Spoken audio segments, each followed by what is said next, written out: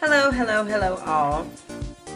I have been telling myself that I needed to record this video to share some of my tips and tricks on hosting a successful online party, bash, class, and things like that.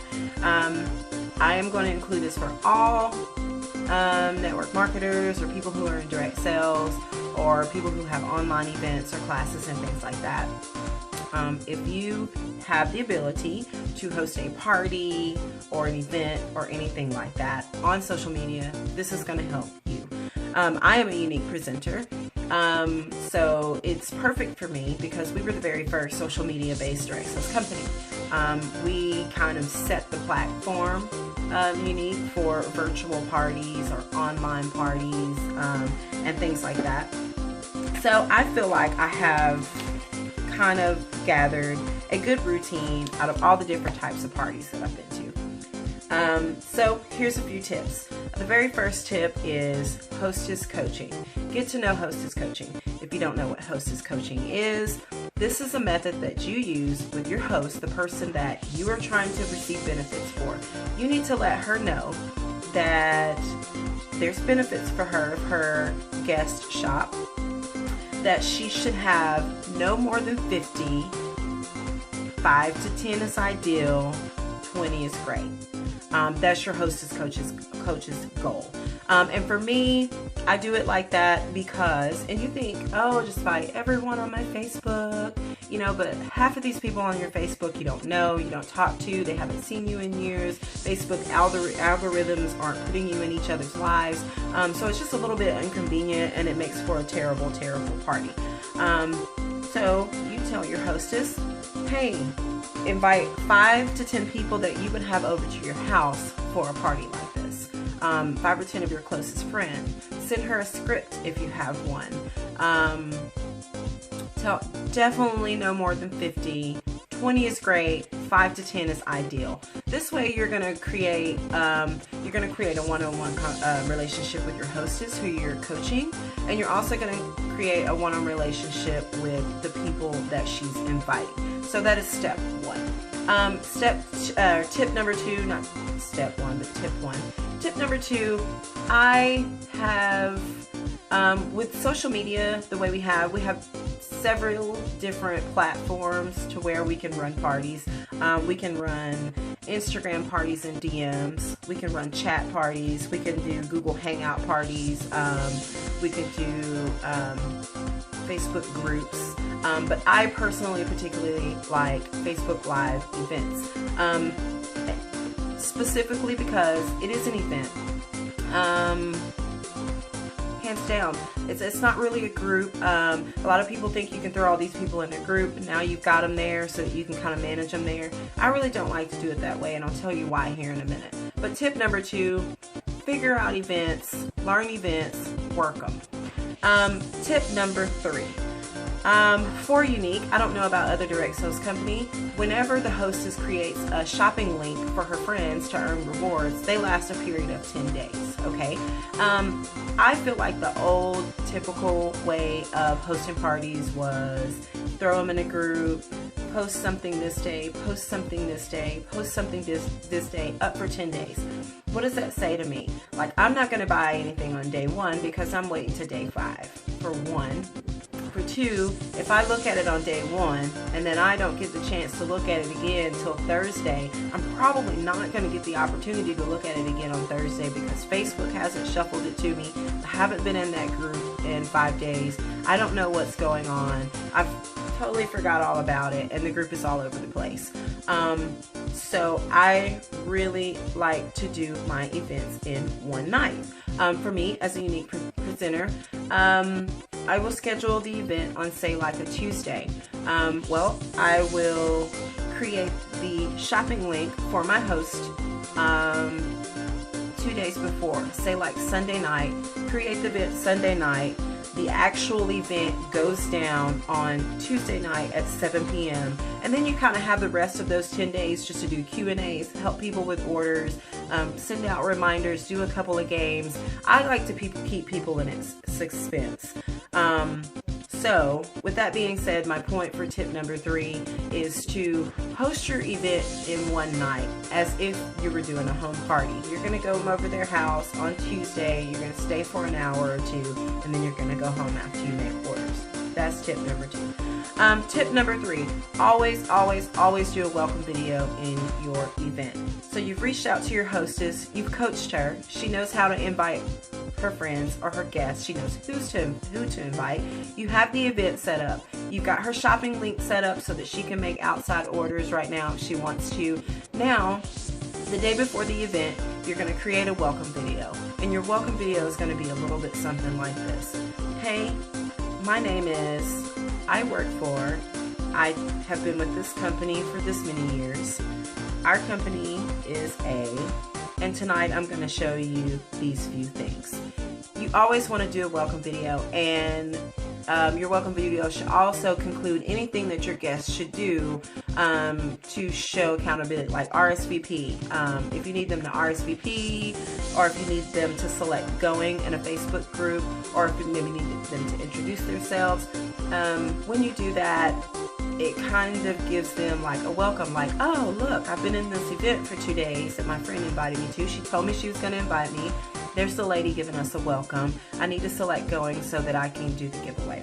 That brings me to the next tip.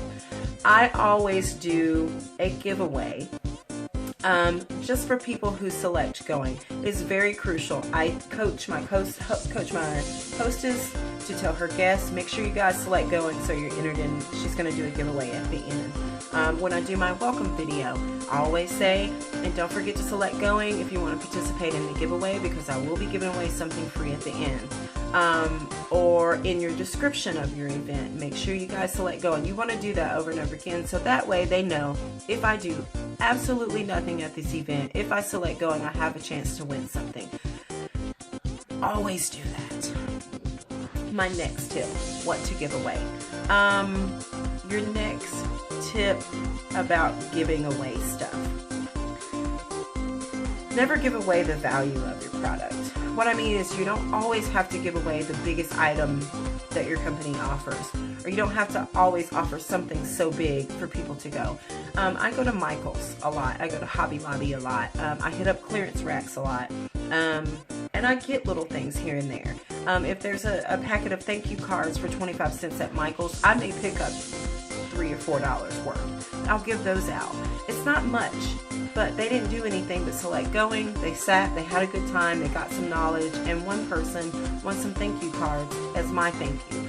Make your giveaways for coming simple. You can. This is just for unique for myself. We don't have samples right now, so if your company has samples, those are great giveaways. You know, a little pencil, get some cute pencils. Those are great giveaways. And just eat the cost of shipping. Ship that to that one person if you have no one order. That is a great deal. My next tip. When you go live, use live. Use live. Two things. Your event or your party on this one night should be recorded, or it should be live.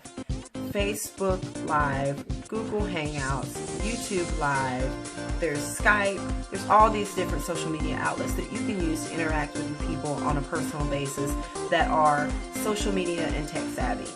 Great, great, great tool. For me, live is my go-to. I have posted a video in the group explaining when I'm going to go live. I go live at that time.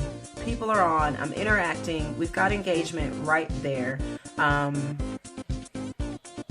It's a great tool. You have to go live. Your event has to be live. I can't imagine telling someone, hey, I'm going to do a party on 6 o'clock on Tuesday night, and then they post a bunch of pictures for hours.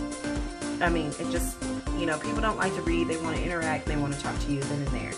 That's my next tip. Get comfortable with live, especially if you're doing any event. It's private. It's just going to be you and them, so don't feel afraid to go live. My next tip for the giveaway and the going. What I do in an event is that when someone selects going, I send them a friend request right away. They select going, I send them a friend request. After they accept the friend request, I post a ticket or a gumball or a flower, anything, whatever you want it to be, just so they have their own thread. I'll post that and say, thank you so much, you know, Julianne, for selecting going to this event. Thank you for accepting my friend request. Here is your entry ticket for the giveaway at the end of the video. I hope you have a great time. If you have any questions or concerns, feel free to reach out to me. If you earn any more tickets during this event, or if you have any specific product questions, just put them in this thread and that'll help me keep up with you. That's going to help you keep up with that customer. It's going to help you keep up with the ticket, and it's also going to create another source of engagement with that guest. She selected going. She's got a ticket. Oh my God, I got a ticket. She tagged me. Oh, she sent me a friend request. This is cool. You know, they're intrigued. You got to pull them by the chain a little bit. That's the way to keep people engaged. What's another tip? I'm coming off the top of my head because that's kind of how I do all my parties. If you're an organized, pre-thought out person, then maybe you should go in and write out your party schedule and things like that. But me, I just totally wing it. So I kind of do everything like that. I feel like it works out better. For your event, for my products, I don't know about your products or your services that you're offering in your party style, but for me, with Unique, I usually take, if it's a customer that is hosting a class with me to share with her friends, I pick out items that she has bought from me.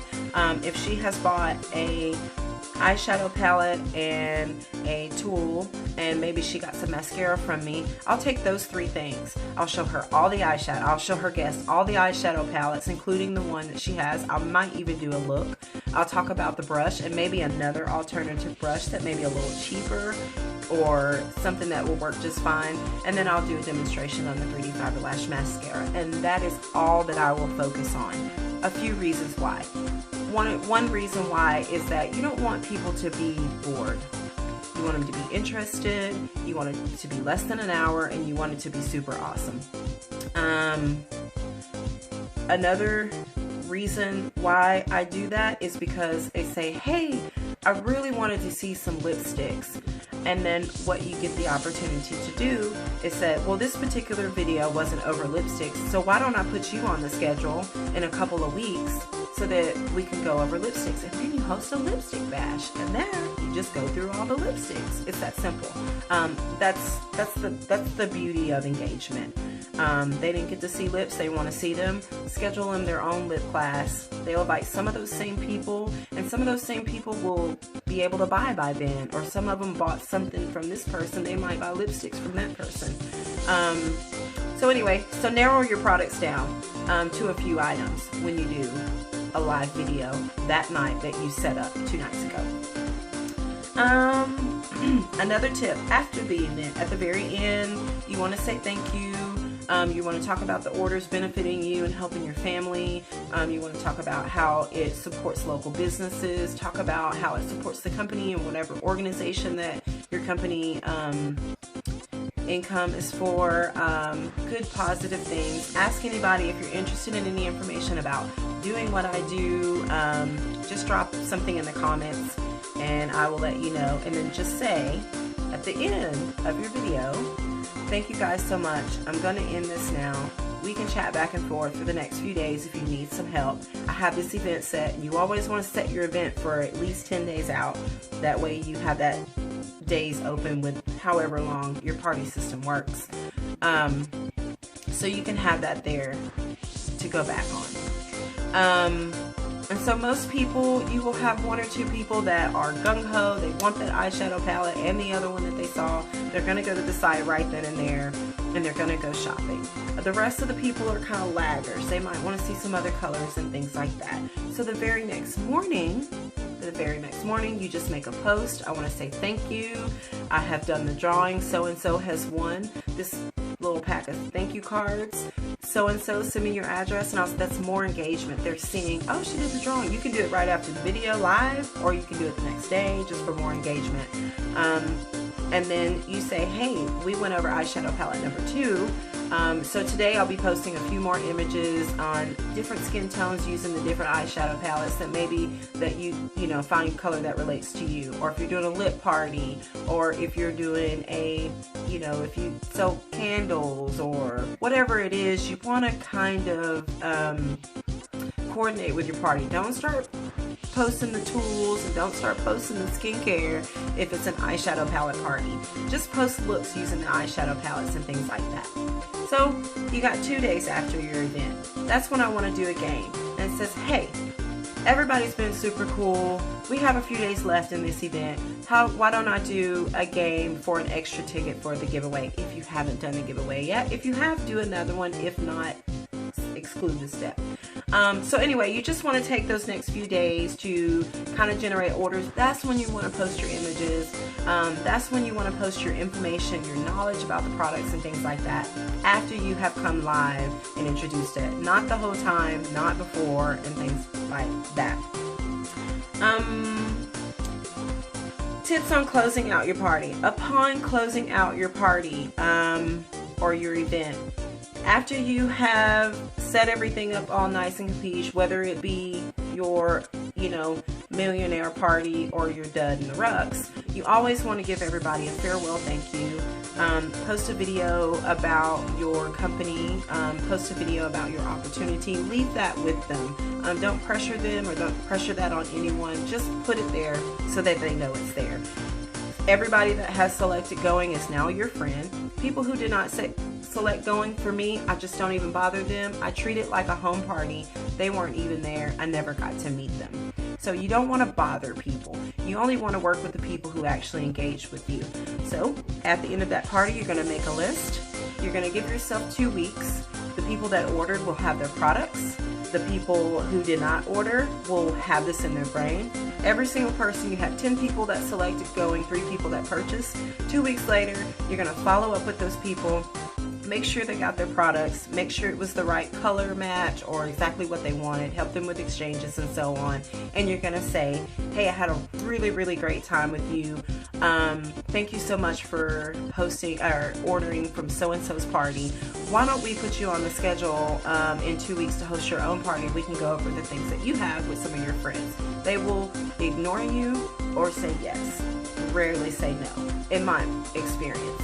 The people that didn't get to purchase is a great tool because it say, hey, I know you engaged in the event and I know that you didn't get to get anything at so-and-so's event, so why don't we schedule your own beauty class over some of the things that you liked or didn't get to see, and maybe we can earn you some free products. I have next Wednesday open.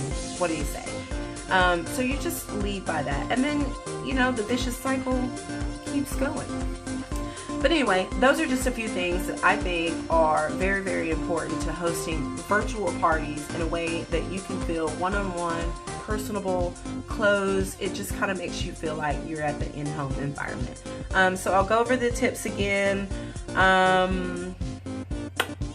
Some of the tips, what did I say? Hostess coaching. Make sure you coach your host.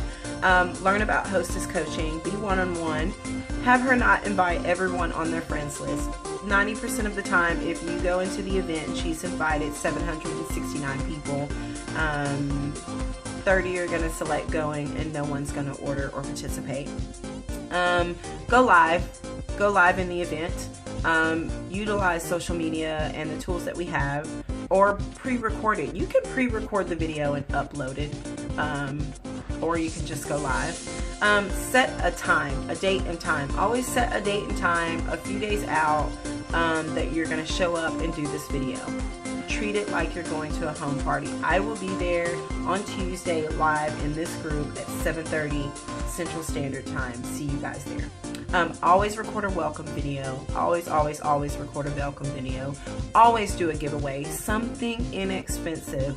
I've got a little basket off to the side and I'm out shopping. I'll see something. I mean, it could be a 10-cent key at a garage sale that somebody bought for a desk and it's still in the box and they never used it. I'll grab it, stick it in my, you know, maybe it's a paperweight or something. Like, people love stuff like that. Always do a giveaway. Always thank people.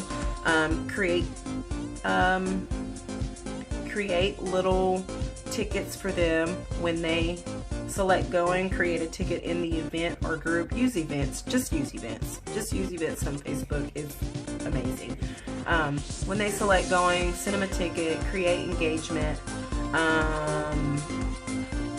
Don't be too overpowering. I wouldn't post anything in the event before the event but the welcome video and the tickets as they come in the door. Always say a welcome. Always go live. Keep it under an hour. An hour is usually really good. Help take orders a few days after. Post pictures and looks and things like that of whatever product that you're offering, before and afters and things like that, that had to do with the things that you showed. Thank the host and follow up with your guests and go on and go on and go on. But those are just a few tips that I have to run a successful party. These are tips and tricks that I have been using probably the last 6 months to a year, that has really worked well for me in an online virtual party setting. And so I hope that helps you out. If you need any help from me, or if there's anything that I can do for you, if you have any questions, drop it in the comments below, or just simply reach out to me. I'm always here to help.